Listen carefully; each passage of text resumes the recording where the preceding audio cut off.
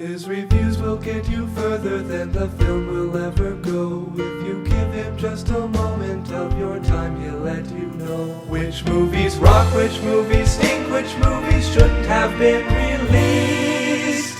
Say hello to Confused Matthew.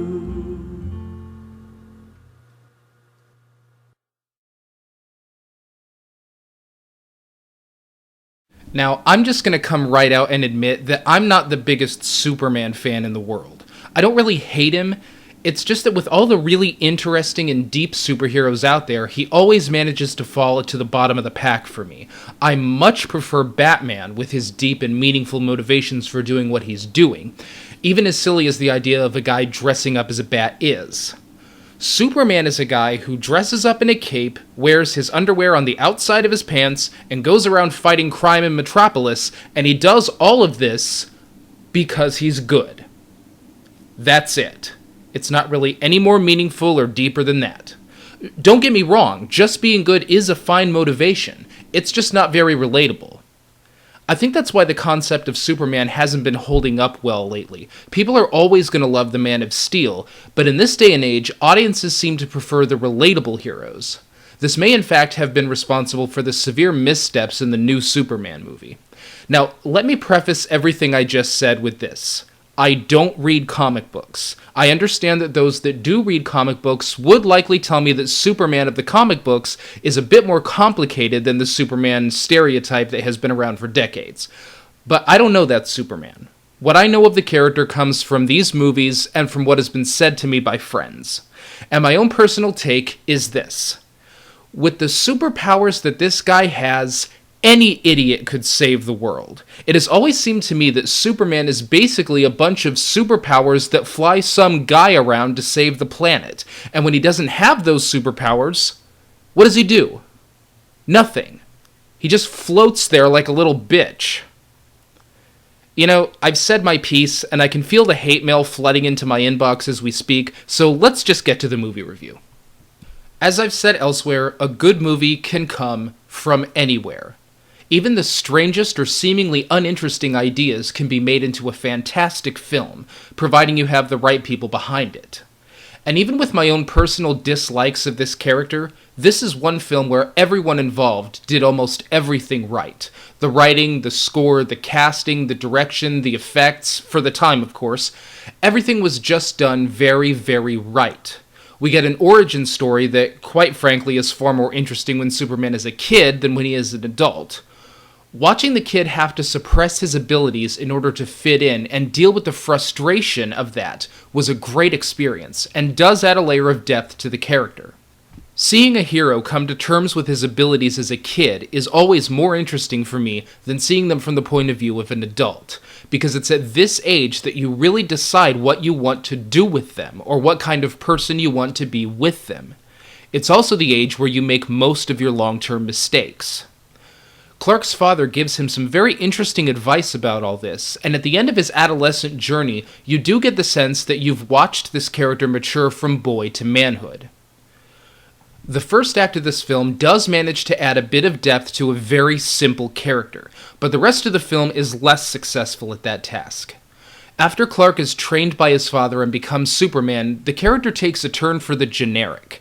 There's nothing particularly wrong with him exactly, you just get the feeling that there isn't much going on in there above and beyond truth, justice, and the American way.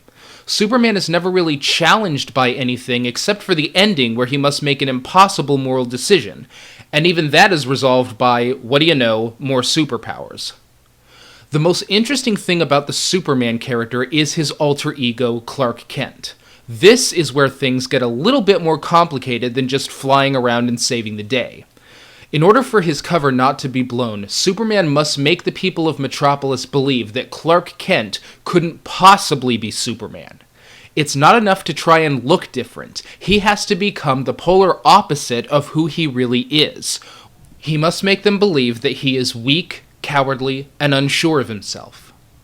There is nothing more gripping than a masquerade, because you're always wondering when or if the act is going to be blown out of the water, wondering if they will even be able to keep it up.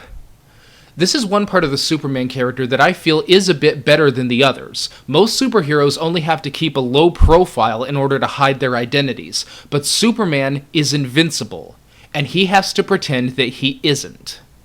How do you even do that?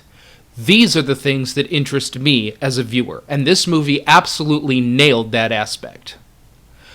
Another aspect of this film I liked a lot is the casting. It's just spot on as far as the performances go. Gene Hackman always delivers on a role, but here he manages to mesh sinister behavior with a splash of comedy. Now, I have been told by friends that the Lex Luthor character isn't nearly this comical in the comics. No pun intended. In fact, I have been told that the Lex Luthor character in this movie was so far from the character in the comics that they may as well have had him just be an original villain, not related to Luthor at all. Maybe so, but as I said, I am not aware of this, and I liked the role he played nonetheless. Margot Kidder does an excellent job as Lois Lane. It has been my observation that when male writers try to write a strong female character, they usually have a hard time doing it without making those characters men, just in female form. But the character Lois couldn't be further from this. She manages to be a strong woman without losing her femininity, which is something they all should be proud of. And of course, the late Christopher Reeves does an amazing job of playing two distinctly different characters. The overplot is pretty straightforward. Man tries to kill millions of innocent people, hero has to stop him. But it's the little touches that make this movie a delight. Things like Superman's interview. Usually when we're given information about a hero, it's through an inner monologue or an account dictated to another person. This is an actual interview where the superhero is being asked questions that the everyman might actually want to know about them. I think this is something that could have been explored a little more, either in this movie or in another movie altogether. I would absolutely pay to see that. Interview with the superhero. A few minor mistakes here and there put a few holes in the production. The film's tone is made a bit inconsistent due to a few harsh transitions from comedy to seriousness, and in fact at times the film is a bit too comical for its own good. My biggest complaint, however, is the absolute nonsense that starts coming out of Lois's mind during the flying scene. It was a perfectly nice scene, and they had to gum up the works with this awful, putrid dialogue. It sounds like something a 5-year-old girl would actually write to Superman in a letter. I can't stand this. Here I am, like a kid out of school, holding hands with a god. I'm a fool. So you look at me, quivering, like a little girl, shivering. Oh, shut up. You can see right through me. All in all, this is a very good film, and over the years it has earned its right to be called a classic. It's certainly better than the first 4 attempts to make a decent Batman movie, but that's a review for another time.